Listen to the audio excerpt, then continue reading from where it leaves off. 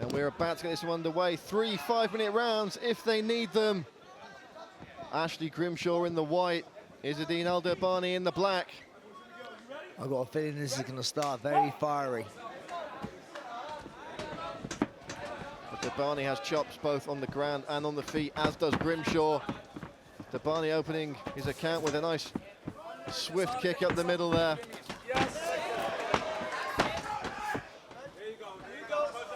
There's a big shot from Grimshaw, but he gets taken down by way of a counter. And let's see what Derbani can do on the mat here. He's got a couple of decision victories on his record, both as a professional and an amateur. Yeah, but Ashleigh's actually very comfortable down here. You know, black belt under Jude Samuel. But Izzeddin maybe gonna call Ashleigh to his feet. He's aware of the ground game. He's actually pulled him back up. Fight. Nice gesture. Gentlemanly conduct there from Izzeddin Derbani.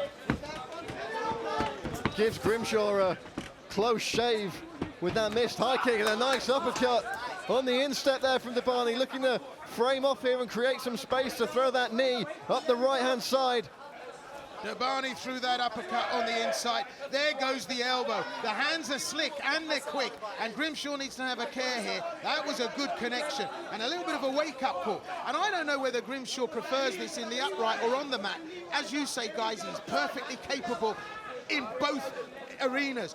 What will he decide to do? Well, he was let's helped, work from there, boys. He was helped to his feet very quickly and ably by Derbani, but it's in the upright now. Where do you think it'll go? Well, this is where Ashleigh up top, all on the floor. He just needs this fight to be close. This is perfect for him. He doesn't want the distance, you know, with the kicks. You know, he wants to close the distance, which he's doing here, tire him down a little bit and get a takedown and get him top.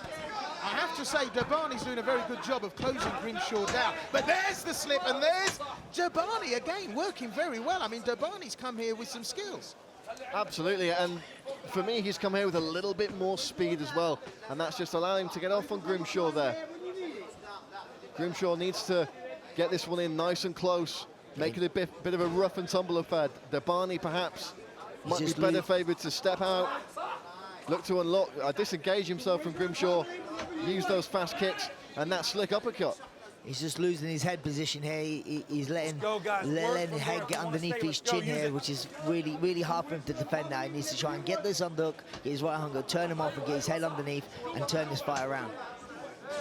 They're doing a great job of keeping his head in the pocket there. Is Derbani happy to grind away and put time on the board. Referee separates them though, and immediately Grimshaw forced to catch that high kick on the forearm. It's better than catching it on the chin, but still thoroughly unpleasant. Well, a big swinging right hook there from Grimshaw, way off target. And as you rightly say, Brad, Derbani, slick and quick, really sharp off the mark, isn't he? And a very bright performance. And that's what maybe Grimshaw is lacking. But I think that Grimshaw looking to take some of the sting out of the tail and grind his man down. Yeah, I think when the fight's in this position, he's actually very comfortable. Let's go, let's fight. But you know, like, I'd like to see a part because Ashleigh has a very big power in his hands. But for me, Izzeddin has very good striking and he looks very good on the floor. Where what surprised me is he's wrestling tonight. Oh, you have to believe that Ashleigh Grimshaw can hang in the wrestling department too. You know, he went 3 rounds on the mat with Paddy Pimblett, one of the top featherweights in the country. Derbani making it thoroughly unpleasant up close though. He's got just enough space to sporadically land those powerful knees and just keep Grimshaw guessing with what he's going to do here. Grimshaw striking back with a knee to the body of his own, but very difficult to get leverage from this position. Well, it looks like Grimshaw is happy just to be a little bit passive here, ride this out, and just see what this man's got up his sleeve. And of course, you know, speed is a fickle mistress. You start off bright and sparky. Well, we know the physicality that's involved in MMA, and you get to round 2, and somehow that speed has just lost its brightness and sparkle. So maybe that's what Grimshaw's got up his back, in his back pocket.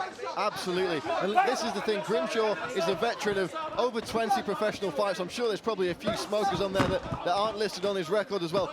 He's not going to see anything new against Derbani here. He knows he's got another 2 rounds to play with. He's not going hell for leather, trying to put this one to bed in the first 5 minutes.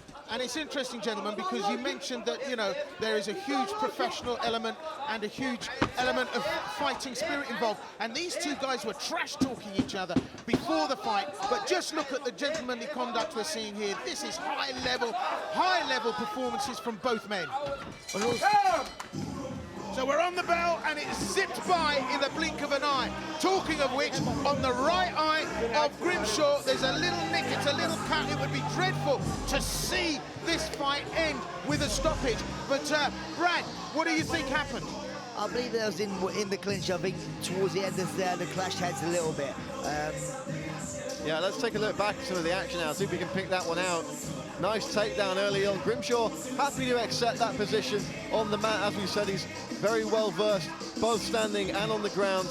Derbani trying to perhaps fish out a guillotine or just use an underhook to turn his man there. Wasn't successful. And perhaps there was a clash of heads briefly. That could be what nicked the eye of Grimshaw. It doesn't look to be a big cut, but it's not in an ideal position. I'm sure as our cut man just takes a look at that, Grimshaw will be ready to come out fighting in the second frame. What's going to be a key factor in this fight is that Ashleigh doesn't actually cut much weight to make 66 kilos. He dies down for a very long time, a very professional way. Where Izzeddin had a very tough weight cut, so this could play factor in the later rounds.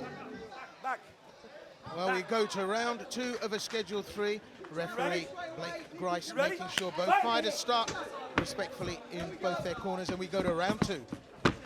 Derbani already halfway across the ring at the start of this second frame, eager to get straight back to it, and perhaps looking to capitalise on that nick over the eye of Grimshaw. Let's see if he uses the left hook here to reopen that cut. He's definitely using the left hand. That straight left jab has opened this bout for Derbani, and Grimshaw now probably just needs to get a little bit of a rush on to finish this job, because he was very passive in the first round, just having a look-see. But I think he needs to get down to business as we go into 2. A lot of the fight has been contested in this sort of position. You know, Ashleigh's got double on his knees, use those to get those knees, which he's doing right now. But he just needs to turn it around there and get his opponent up against the ring and use that as a nice Muay Thai sort of clinch and try and get some knees here, maybe.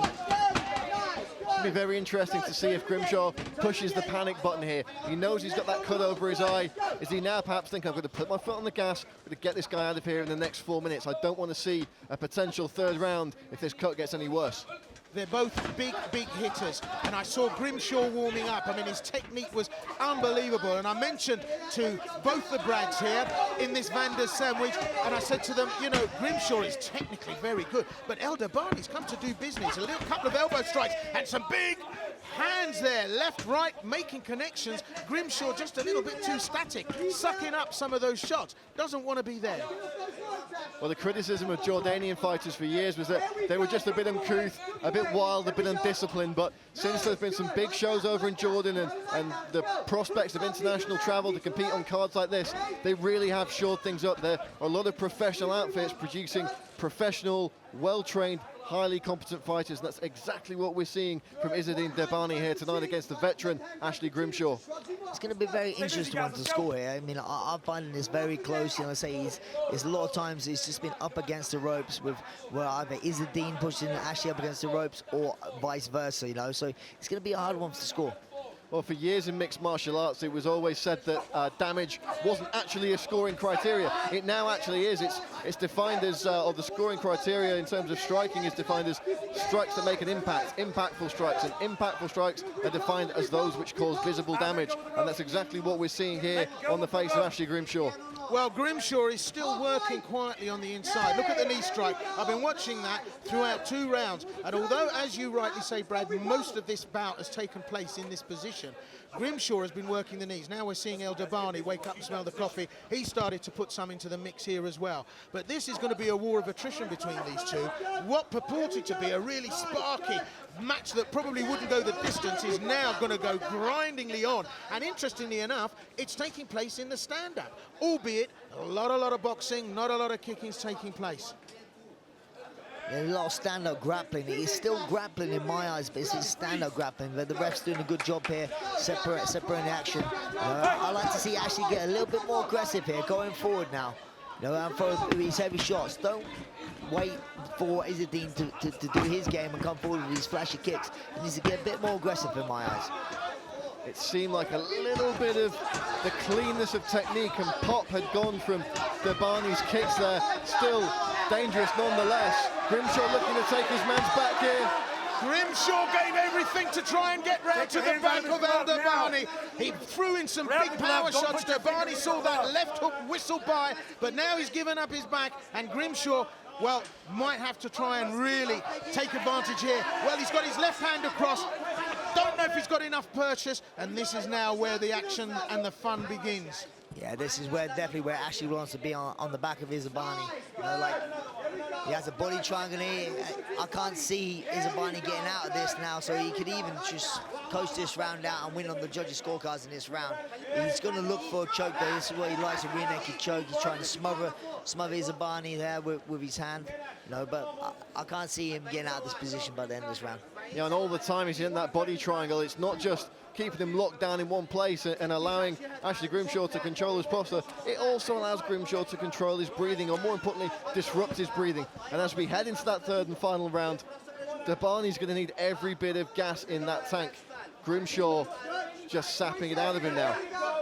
Yeah, also, like we said, he had a hard weight cut as well, so this is definitely going to take a lot out of the gas can. You know? And you do not want a black belt like Ashleigh Grimshaw on your back.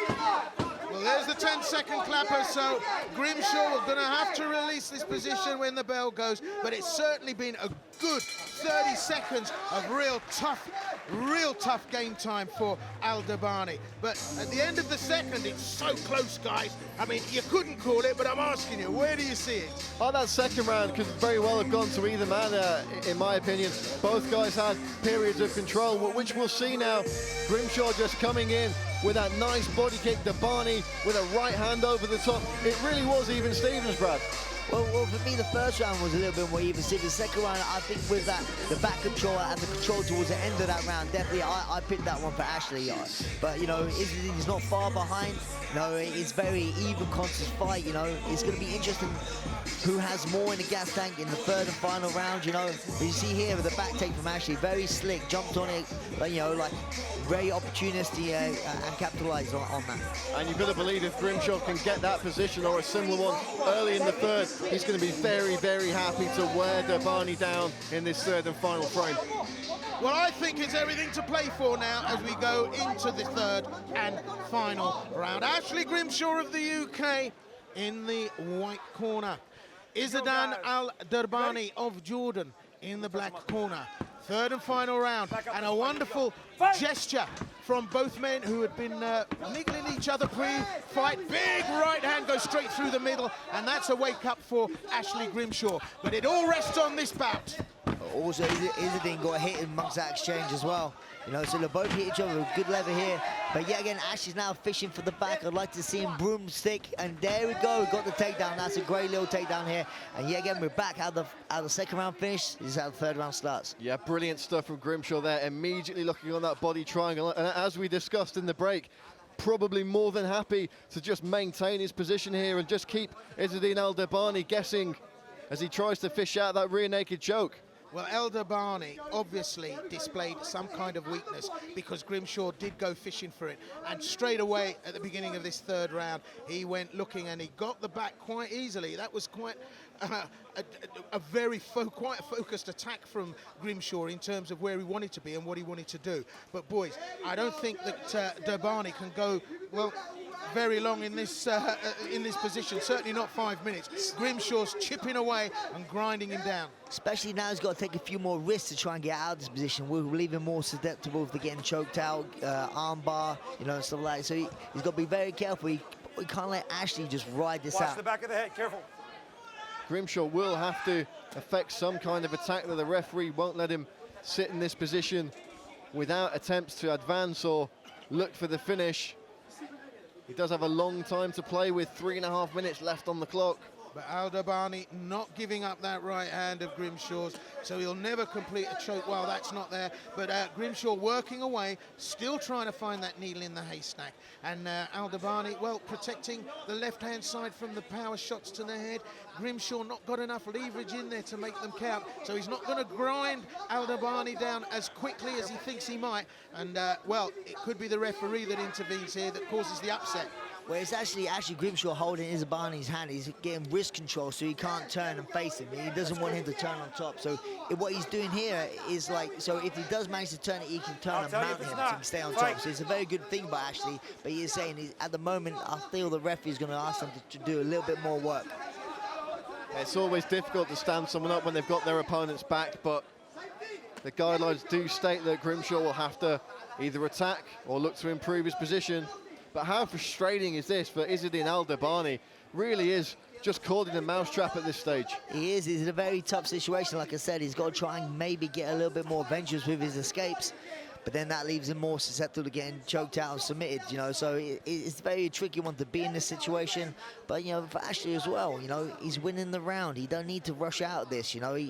He's winning on his judges' scorecard, so he don't want to make maybe too much mistakes. And, like, he's going to... It has been done before, but I think it's going to be hard to stand up from back control. Yeah, as good as Grimshaw is in fights that go the distance, it's interesting to note that he's got 8 wins by KO or TKO, 9 submissions, so a man capable of ending the fight at any time. And Derbani is going to be kept guessing right until the final bell here. The clock ticking away, and, well, Mark, I said Mark Cottard, it's actually Blake Grice, isn't it? Our referee, he's watching very closely to see what's happening here. I don't know whether he's going to intervene or not. He seems happy because there's enough going on. But Derbani very comfortable, and so is Grimshaw. Yeah. And it's actually Grimshaw that's looking at the referee just to do enough work to keep that position in place. Also, Ashleigh's listened to the corner man of Jude Samuel, the black belt he is the guy who gave Ashleigh his black belt. So he's just listening over there. He looks very calm here, you know, and he's not worried. But the alarm bell's got to be going for Izzeddin now. He's got to try and do something. Absolutely, and as you said, that Grimshaw was looking calm. He's in fact in conversation with his corner, and you know, it was a look of nonchalance there. He knows he's got this one on the bag. If he can just hang on for less than a minute now, here in the 3rd and final round, Derbani has got to throw that Hail Mary at this point. He's got the elbow around and in now. He's going for the choke. Very dangerous territory. There was an arm slipped in there and the elbow came across. He's done it again. No. Derbani has managed to shut down his chin and block that attempt out. Yeah, Derbani's defending very, very well, but this round, that's all he's been doing. He's been just defending. Unfortunately for him, you can't win a round by defending. As we said, the criteria for judging under the unified rules has been modified recently to lessen the weight placed on defensive maneuvers. It's all about offense in terms of submission attempts and impactful strikes now. And under those criteria, and purely based on control when there hasn't been a massive amount of action, that's all been Grimshaw's in the 3rd round. He's got this one in the bag in my books. Well, very, very, very hopeful expressions on the face of Ashleigh Grimshaw as he heads back into the corner. Let's take a look back at some of the action from that 3rd and final frame. Grimshaw looking to tee his man up. 8 right hand. Threw some back in reply though. And this really was the story of this round, Brad. Ashleigh just attacking from the back here, doing just enough to prevent the referee from standing them up. Yeah, obviously, if you're a black belt under Jude Samuel, you're very comfortable in his position. And I mean, he was like an anaconda. He was being heavy with his leg locks and make pressure, not really giving Izzeddin any chance to be able to turn in his guard and end up on top, you know. So it was a great job by Ash, very professional. He shows his experience. He's been around for such a long time. Well, I have to say, I'm not sure which way this one will swing. I think Grimshaw's done enough, but we're going to wait to hear the official verdict right now. Ladies and gentlemen, after 3 rounds of action, we go to the judges' scorecards. And we have a unanimous decision in favor of your winner, Ashleigh Grimshaw.